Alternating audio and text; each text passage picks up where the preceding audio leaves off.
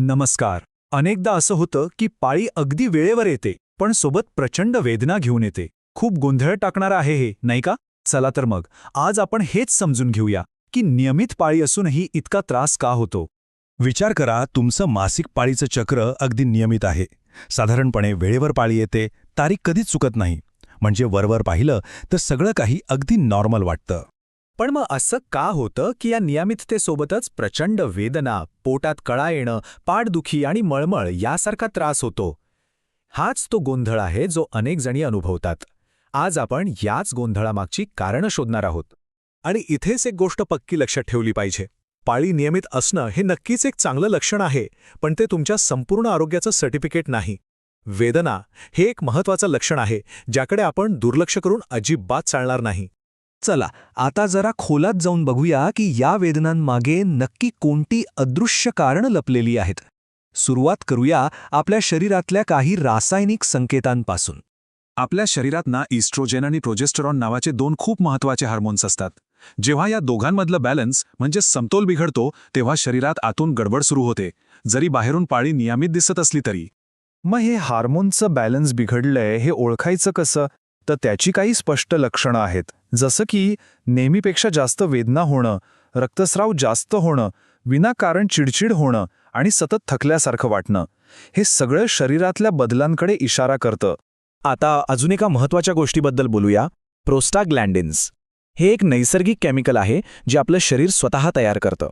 त्याचं मुख्य काम आहे पाळीच्या वेळी गर्भाशयाला आकुंचन पावण्यास मदत करणं, जेणेकरून गर्भाशयाचं अस्तर बाहेर टाकलं जाईल. पण प्रॉब्लेम तेव्हा होतो जेव्हा हे प्रोस्टाग्लॅन्डिन्स गरजेपेक्षा जास्त तयार होतात. मग गर्भाशयाचा आकुंचन खूपच तीव्र आणि वेदनादायी होतं. यामुळेच पोटात भयानक कळा येतात, पोट दुखतं आणि काही वेळा तर मळमळ, उलट्या किंवा चक्कर येण्यापर्यंत त्रास होतो. बरं, फक्त हार्मोन्स आणि केमिकल्स नाहीत. काही वेळा या तीव्र वेदनांमागे काही वैद्यकीय कारणं म्हणजे काही आजारसुद्धा असू शकतात. चला आता अशा काही शक्यतांबद्दल जाणून घेऊया. हा एक खूप मोठा गैरसमज आहे की पाळी वेळेवर येत असेल तर पीसीओडी असूच शकत नाही. ही एक अत्यंत चुकीची समजूत आहे आणि त्यावर विश्वास ठेवणं आरोग्यासाठी धोकादायक ठरू शकतं.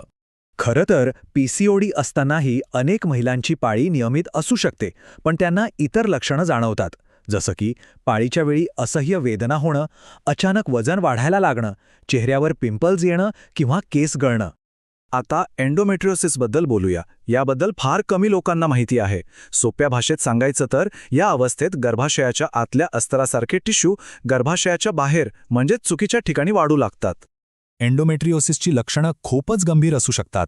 पाळीच्या काळात होणाऱ्या वेदना अक्षरशः असह्य असतात. सोबतच सतत पाठ दुखणं, शारीरिक संबंधांवेळी वेदना आणि काही वेळा गर्भधारणेत अडथळे येण्याची शक्यता असते. म्हणूनच या वेदनांकडे हे तर होतंच असं म्हणून दुर्लक्ष करणं अजिबात चालणार नाही. आता शरीर झालं, हार्मोन्स झाले, पण अजून एक मोठा विलन आहे ज्याकडे आपलं लक्ष जात नाही. तो म्हणजे स्ट्रेस, म्हणजेच तणाव. आणि हा ताण कुठूनही येऊ शकतो. घरकाम, ऑफिसचं टेन्शन, मुलांची जबाबदारी आणि अशा अनेक जबाबदाऱ्यांमधून कळत नकळतपणे तणाव वाढतच जातो. जेव्हा आपण सतत तणावाखाली असतो तेव्हा आपलं हॉर्मोनल बॅलन्स पूर्णपणे कोलमडतं आणि याचा थेट परिणाम म्हणजे पाळीच्या वेदना आणखीनच वाढतात. त्यामुळे मानसिक आरोग्य सांभाळणं हे शारीरिक आरोग्य इतकंच महत्त्वाचं आहे. आत्तापर्यंत आपण कारणांबद्दल बोललो. चला आता काही सोप्या घरगुती उपायांबद्दल जाणून घेऊया, जे वेदना कमी करण्यासाठी नक्कीच उपयोगी पडू शकतात. हे उपाय दिसायला खूप सोपे आहेत, पण खूप परिणामकारक ठरू शकतात.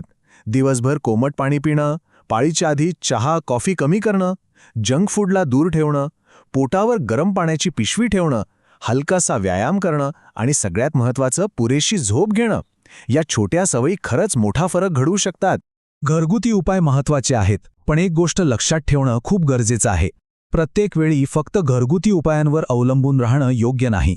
काही वेळा डॉक्टरांचा सल्ला घेणं अत्यंत आवश्यक असतं.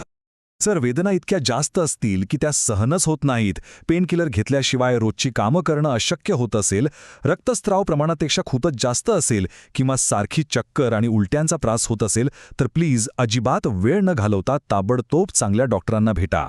आणि जाता जाता एक गोष्ट कायम लक्षात ठेवा, पाळीच्या काळात होणाऱ्या वेदना या नॉर्मल किंवा सर्वसामान्य नाहीत.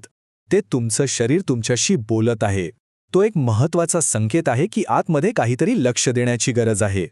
त्यामुळे पुढच्या वेळी जेव्हा वेदना जाणवतील तेव्हा थोडं थांबा आणि विचार करा, आपलं शरीर आपल्याला नक्की काय सांगण्याचा प्रयत्न करत आहे. त्या संकेतांना ऐका आणि योग्य वेळी योग्य पाऊल उचला, कारण आपलं आरोग्य आपल्याच हातात आहे.